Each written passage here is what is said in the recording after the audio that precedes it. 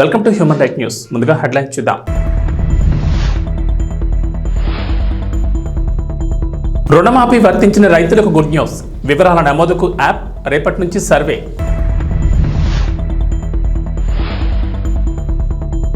విజయవాడలో ఎంపాస్ కలకలం. DM&HO clarity, జీజీహెచ్లో ప్రత్యేకంగా వార్డుల ఏర్పాటు.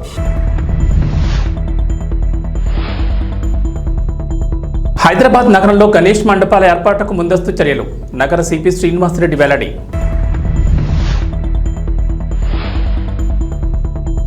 తెలంగాణకు రెయిన్ అలర్ట్. నేడు పలు జిల్లాల్లో భారీ వర్షాలు, ఎల్లో అలర్ట్ జారీ. తెలంగాణ ప్రభుత్వం 2 లక్షల రైతు రుణమాఫీ పథకం అమలు చేసిన సంగతి తెలిసిందే. మొత్తం 3 విడతల్లో రైతుల ఖాతాల్లో డబ్బులు జమ చేశారు. మొత్తం 31,000 కోట్లు రైతుల అకౌంట్లలో జమ చేసినట్లు సర్కార్ వెల్లడించింది. అయితే కొందరు రైతులకు అర్హతలున్న రుణమాఫీ వర్తించలేదు. రేషన్ కార్డు లేకపోవడం, ఆధార్ కార్డులో తప్పులు, పట్టాదారు పాస్ పుస్తకంలోని పేరుతో సరిపోలకపోవడం వంటి కారణాలతో వారికి రుణమాఫీ కాలేదు. దీంతో ఆయా రైతులు ఆందోళన వ్యక్తం చేస్తున్నారు. ఈ నేపథ్యంలో అటువంటి రైతులకు రైతు రుణమాఫీ వర్తించేలా ప్రభుత్వం కీలక నిర్ణయం తీసుకుంది. ఆయా రైతుల వివరాల నమోదుకు రైతు భరోసా పంట రుణమాఫీ యాప్ను తెలంగాణ వ్యవసాయ శాఖ రూపొందించింది. ఈ యాప్ను ఇప్పటికే అన్ని జిల్లాల వ్యవసాయ అధికారులు, డివిజన్, మండల స్థాయిలోని వ్యవసాయ విస్తరణాధికారులకు పంపించింది. వారు రుణమాఫీ వర్తించిన రైతుల సమాచారం తెలుసుకుని యాప్లో నమోదు చేయాలని ప్రభుత్వం మార్గదర్శకాలు జారీ చేసింది. రేపటి నుంచి ఈ సర్వే ద్వారా యాప్లో వివరాల నమోదు ప్రక్రియ ప్రారంభమవుతుందని అధికారులు తెలిపారు. మన దేశంలో ప్రతి ఏడాది గణేష్ నవరాత్రి ఉత్సవాలు ఘనంగా నిర్వహిస్తారు. పల్లె పట్టణం అనే తేడా లేకుండా గల్లీ గల్లీలో గణనాథుడు కొలువు తీరుతాడు. ఈ ఉత్సవాల్లో ముఖ్యంగా యువత ఎక్కువగా పాల్గొంటారు. చందాలు పోగేసి మరీ గణేశుడికి మండపాలు ఏర్పాటు చేస్తారు. 9 రోజుల పాటు ఘనంగా పూజలు చేసి గణపయ్యను గంగమ్మ ఒడికి చేరుస్తారు. ఈ ఏడాది సెప్టెంబర్ 7న వినాయక చవితి ఉత్సవాలు ప్రారంభం కానున్నాయి. అదే నెల 15న మహానిమజ్జన ఊరేగింపు కార్యక్రమాలు ఉంటాయి. అయితే గణేష్ మండపాలు ఏర్పాటు చేయాలంటే కొన్ని రూల్స్ ఖచ్చితంగా పాటించాల్సి ఉంటుంది. ప్రభుత్వం నుంచి ఖచ్చితంగా అనుమతి తీసుకోవాలి. ఈ మేరకు నిర్వాహకులు నిబంధనలు పాటించాలని హైదరాబాద్ నగర పోలీస్ కమిషనర్ కొత్తకోట శ్రీనివాసరెడ్డి ఒక ప్రకటన విడుదల చేశారు. శాంతి భద్రతలకు ఎలాంటి విఘాతం కలగకుండా సహకరించాలని నిర్వాహకులు, ఉత్సవ కమిటీలను సిపి కోరారు. ప్రస్తుతం తెలంగాణలో ఎన్ కన్వెన్షన్ సెంటర్ కూల్చివేయడం హాట్ టాపిక్గా మారింది. మీడియా, సోషల్ మీడియా ఎక్కడ చూసినా ఇప్పుడు ఇవే వార్తలు దర్శనమిస్తున్నాయి.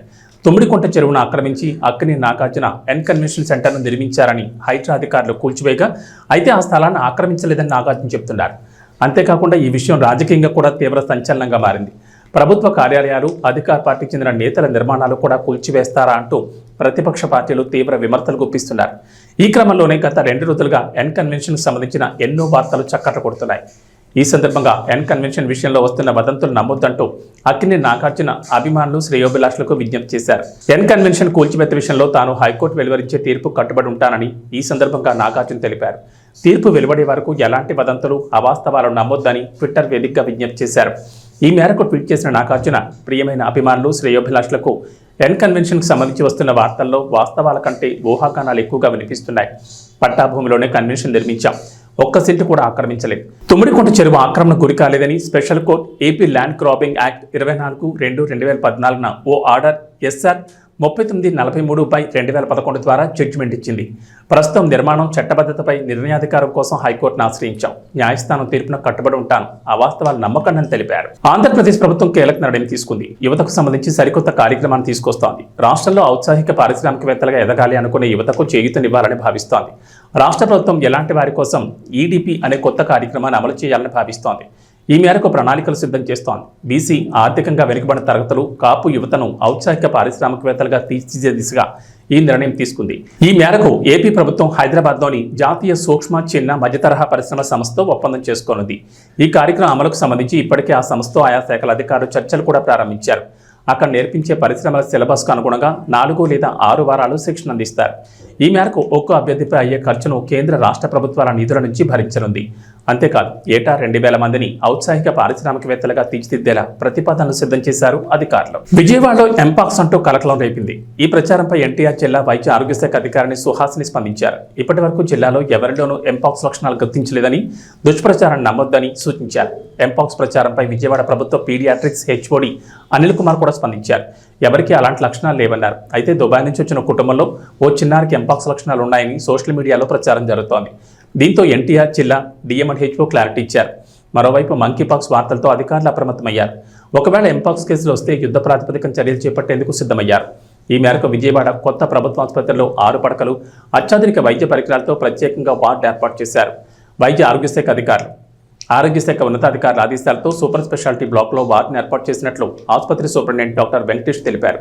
అలాగే ఎంపాక్స్ మీద వచ్చే వదంతులను ప్రజలు నమ్మొద్దని, ఒకవేళ ఆ వ్యాధి వ్యాప్తి చెందితే తగిన చర్యలు తీసుకునేందుకు అన్ని విధాలుగా సిద్ధంగా ఉన్నామని ఆయన చెప్పారు. జనగామ జిల్లా దేవరూపల మండల కేంద్రంలోని బోనాల పండుగ వేడుకలను గ్రామస్తులు ఘనంగా నిర్వహించారు.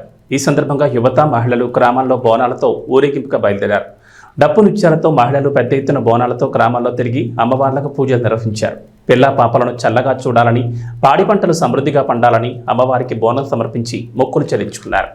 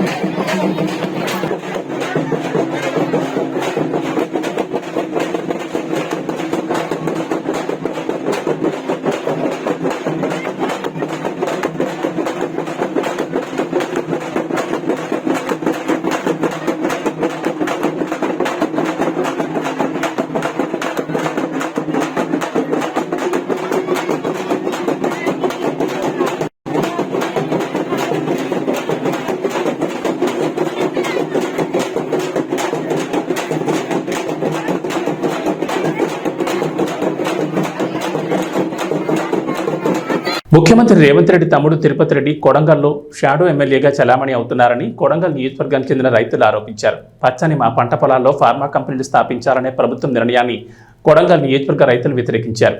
కొడంగల్ నియోజకవర్గంలోని దుద్యాల మండలానికి సంబంధించిన లగచర్ల, హక్కింపేట్, పోలేపల్లి, ఆర్బి తాండా, పులిచెర్ల కుంటతాండా, ఈర్లపల్లి తాండా గ్రామాలకు సంబంధించిన గిరిజన, దళిత, బీసీ సామాజిక వర్గాలకు చెందిన రైతులమైన మా పంట పొలాల్లో ఫార్మా కంపెనీలు స్థాపించాలని కాంగ్రెస్ ప్రభుత్వం 3,000 ఎకరాల భూమిని సేకరించడానికి పూనుకుందని బాధిత రైతులు బషీర్బాగ్ ప్రెస్ క్లబ్లో తెలిపారు.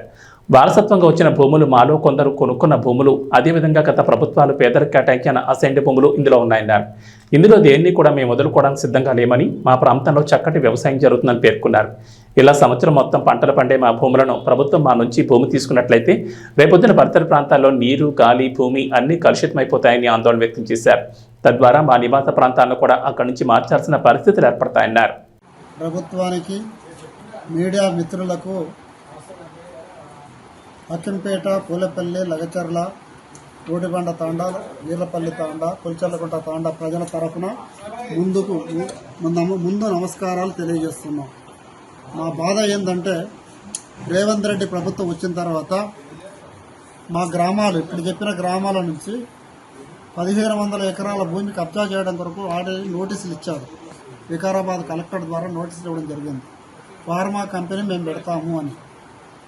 వ్యవసాయదారులు అయితే ఇక్కడ ఉన్నోళ్ళు అద్దెకరము, ఎకరా, 2 ఎకరాలు, 3 ఎకరాల లోపు ఉన్న సన్నకారు, చిన్నకారు, పేద రైతులు మాత్రమే మా భూములు గుంజుకుంటా అని అంటున్నారు. అక్కడ పెట్టడం వల్ల మా మొత్తం వాటర్ పొల్యూషన్ అవుతుంది ఒకటి, మా భూములు పోతున్నాయి 2. ఇన్ని గ్రామాల ప్రజలు నిరుద్యోగులమై రోడ్ల మీద పడి అడకత్తినవలసి వస్తుంది. దయచేసి మేము మనవి చేసేది ఏంటంటే, మీకు ఆ ఫార్మా కంపెనీ మాకొద్దు.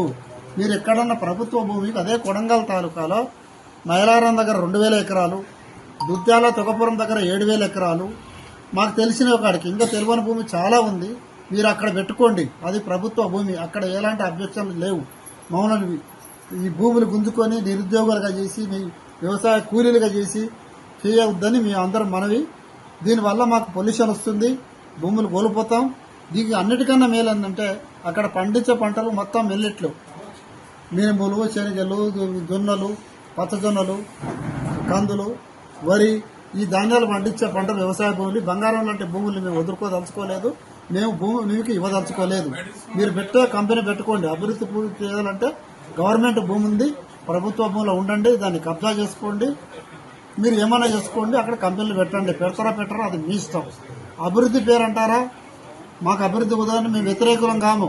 ఓ మెడికల్ కాలేజ్ పెట్టండి, ఓ ఇంజనీర్ కాలేజ్ చేయండి, మాకు హకింపేటకు పూలపల్లికి ఓ ఇంజనీర్ కాలేజ్ చేయండి, డిగ్రీ కాలేజ్ చేయండి, అవి అభివృద్ధి చేయండి. కానీ తెచ్చి ఫార్మా కంపెనీ పెట్టి పొల్యూషన్ చేసి మాకు కనీసం పీల్చుకోవడానికి గాలి కూడా మంచి గాలి లేకుండా భూమి గుంజుకుంటావు, మంచి గాలి ఇవ్వవు, తాగడానికి నీళ్లు పొల్యూషన్. ఇంతకు ముందే మనం ఎల్బీ నగర్లో సిరీస్ కంపెనీ ఉండే, దాదాపు 30 ఏళ్ళు కలుషితమైన నీళ్లు. అట్లే నిన్న మూడు రోజుల కింద 18 మంది చనిపోయారు ఫార్మా కంపెనీ వాళ్ళు ఆంధ్రాలో. అట్లా ఇక్కడ కూడా ఎన్నో అయినాయి చౌటుపల్లి దగ్గర ఉన్న ఫార్మా కంపెనీలు. అక్కడ నుంచి ఈ ఫార్మా కంపెనీల వల్ల చెడే జరుగుతుంది కానీ మంచి జరుగుతలేదు. కాబట్టి మీ అందరితో ప్రభుత్వానికి విన్నవించకూడదు ఏంటంటే దయచేసి మా మీద కనికరించి మీకు ఓటేసినందుకు పుణ్యమా అని ఈ కార్యక్రమాన్ని మీరు ఏదైతే తలపెట్టినో ఫార్మా కంపెనీ, ఆ ఫార్మా కంపెనీ పెడదామన్న ఉద్దేశాన్ని విరమించుకోవాలని. మీరు ఎక్కడైనా పెట్టుకోండి, ప్రభుత్వ భూమి ఉంది అక్కడ పెట్టుకోండి, మమ్మల్ని బాధ పెట్టకండి, మీరు బాధపడకండి. మీ ద్వారా మేమంతా సుఖపడాలని మీకు ఓటేసి ముఖ్యమంత్రిని చేపించుకున్నాము. కానీ మీరు మాత్రం ఈ విధంగా బాధ పెట్టడం మాత్రం ఇది మీకు మీ విజ్ఞతగా వదిలేస్తున్నాం. దయచేసి ఎటువంటి పరిస్థితుల్లో మా భూముల జోలికి రాకండి. మేము భూములు ఎటువంటి పరిస్థితులు ఇవ్వడానికి వెళ్ళేమో, మేము దగ్గర రానియము. దేనికైనా సరే కోర్టు పోతాం, కంపెనీలు పెట్టనియ్యం, పెట్టినా మేము బతకనియ్యం. అది కూడా జరుగుతుంది. దయచేసి ప్రభుత్వానికి విన్నపం, మా భూముల జోలికి మీరు రాకండి. మేము మీ జోలికి మేము రాము. మీరు అభివృద్ధి చేయకున్నా చేసినా సరే మా బతుకు మమ్మల్ని బతకనియండి. మా బతుకు మేము బతుకుతున్నాం.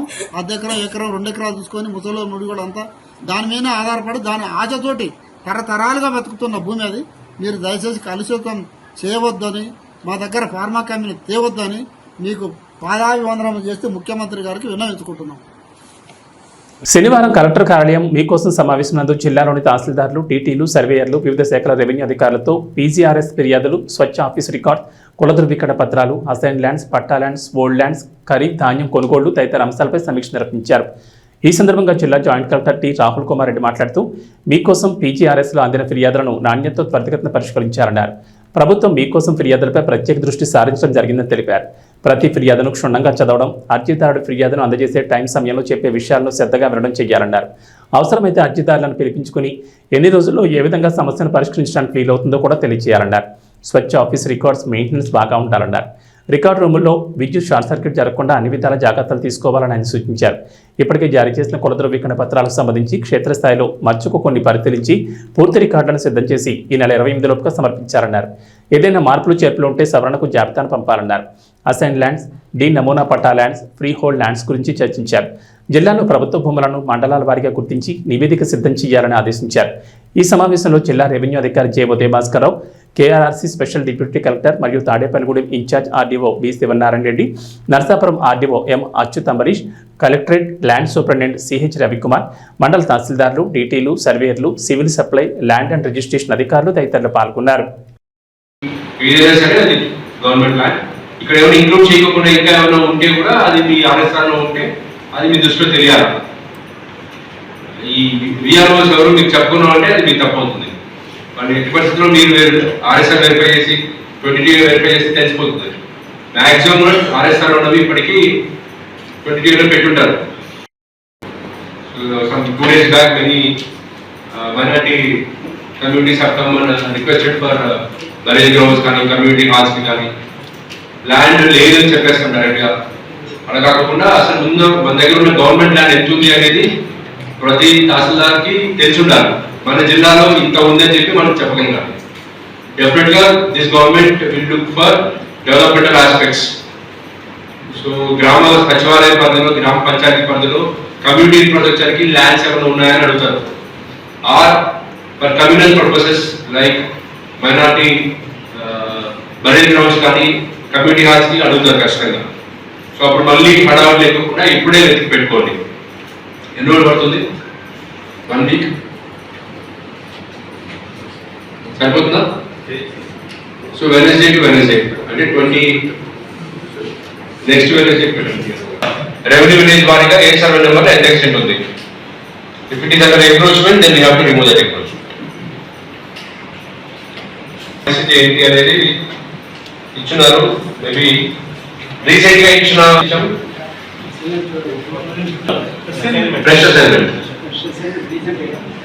ఏమి ఇవ్వలేదా? మొన్న పెట్టిన జనవరి ఫిబ్రవరి ఏం చేయలేదు. ఎనివే చేయడానికి లేదు. మీరు ఫైల్స్ కూడా ఏమి పంపించండి దానికి సంబంధించి. 596 ప్రకారం మనకు వచ్చిందే తక్కువ. విజయ్ దేవరకొండ తన సినిమాల ఫలితాల గురించి నిర్మోహమాటంగా చెప్పేస్తుంటాడు. ఫ్లాప్ అయితే ఫ్లాప్ అని, హిట్ అయితే హిట్ అని చెప్పేస్తుంటాడు.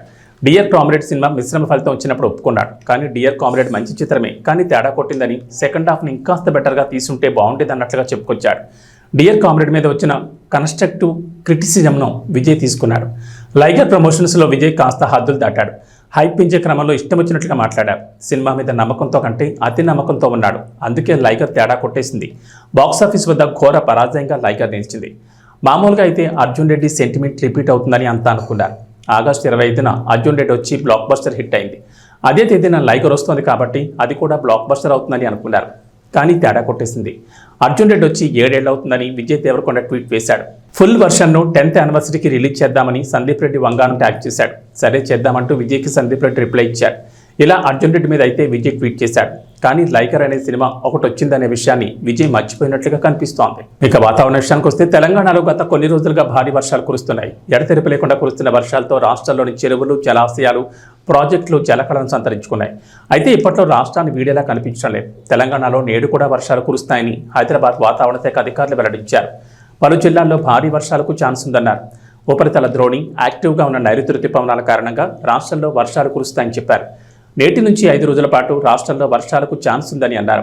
నేడు నిజామాబాద్, నిర్మల్, భద్రాద్రి కొత్తగూడెం, వికారాబాద్, ఆదిలాబాద్, కొమరంభీం, ఆసిఫాబాద్, మంచిర్యాల, ఖమ్మం, సంగారెడ్డి, వనపర్తి, జోగులాంబ, గద్వాల, నారాయణపేట జిల్లాలో భారీ వర్షాలకు ఛాన్స్ ఉందని చెప్పారు. ఈ మేరకు ఆయా జిల్లాలకు ఎల్లో అలర్ట్ జారీ చేశారు. ఇక మిగిలిన జిల్లాలో ఓ మోస్తరు నుంచి తేలికపాటి వర్షాలు కురవచ్చని వాతావరణ శాఖ అధికారులు అంచనా వేస్తున్నారు. ఇక మంగళవారం మంచిర్యాల, కొమరంభీం, ఆసిఫాబాద్, ఆదిలాబాద్, కరీంనగర్, వరంగల్, హనుమకొండ, నిర్మల్, పెద్దపల్లి, భూపాలపల్లి, ఖమ్మం, సిద్దిపేట, భువనగిరి, వికారాబాద్, ములుగు, కొత్తగూడెం, సంగారెడ్డి, కామారెడ్డి, మెదక్ జిల్లాల్లో వర్షాలు కురిసే అవకాశం ఉందని వాతావరణ శాఖ వెల్లడించింది. ఇవి బులెటిన్ విశేషాలు. నమస్కారం.